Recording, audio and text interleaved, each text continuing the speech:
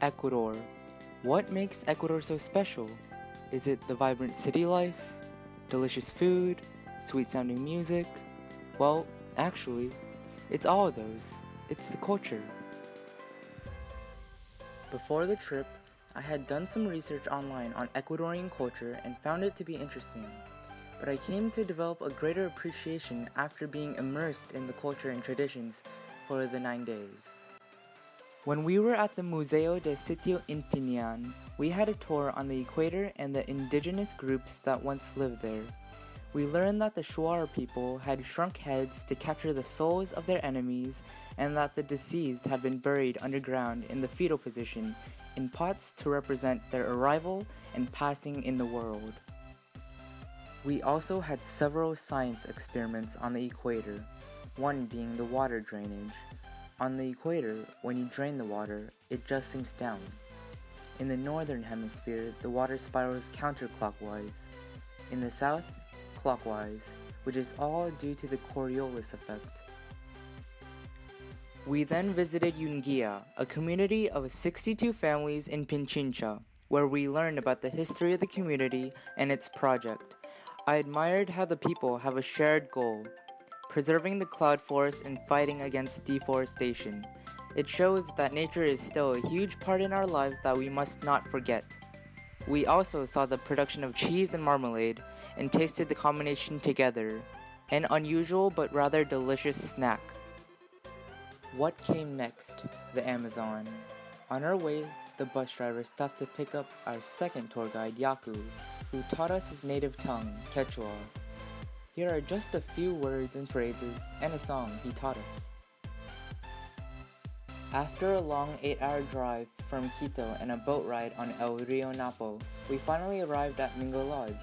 That night, we had formed a circle to discuss what qualities we wanted to improve in ourselves during our stay, and narrow them down to teamwork, open-mindedness, and loyalty, which were all demonstrated throughout the trip.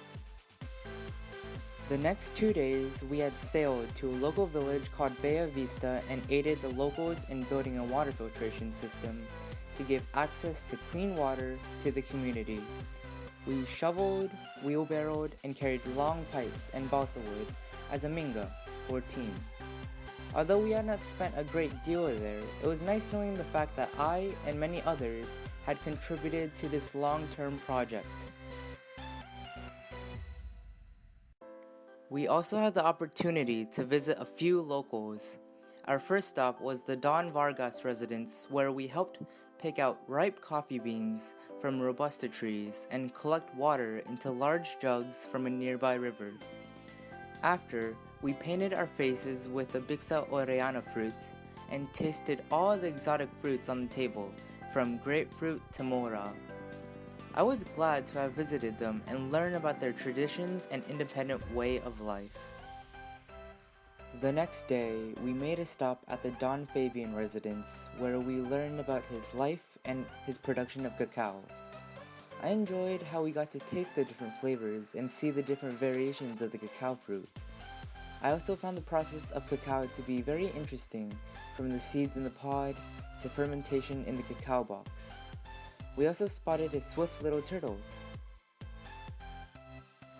Our third stop was the Sacha Muyu, an artisan shop nearby Mingo Lodge.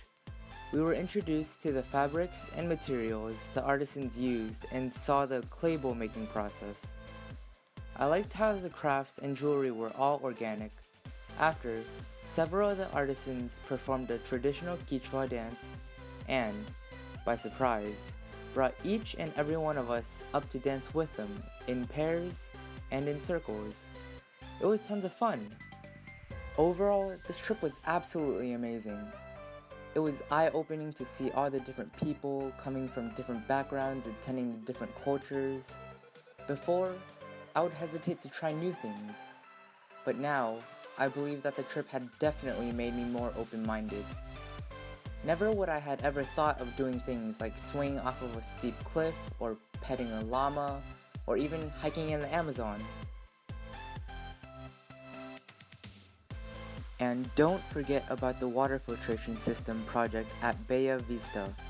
It is great knowing that our contributions in the project will soon better the lives of the people living there.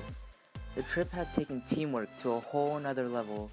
As we tripped and fumbled in the mud, we would have each other's backs to pull ourselves right back up. Teamwork had carried throughout the trip and made the bond of the Ecuador family a lot stronger. I value in this saying, doing good is contagious, meaning that each person should help one another because it not only benefits the people in need, it benefits you.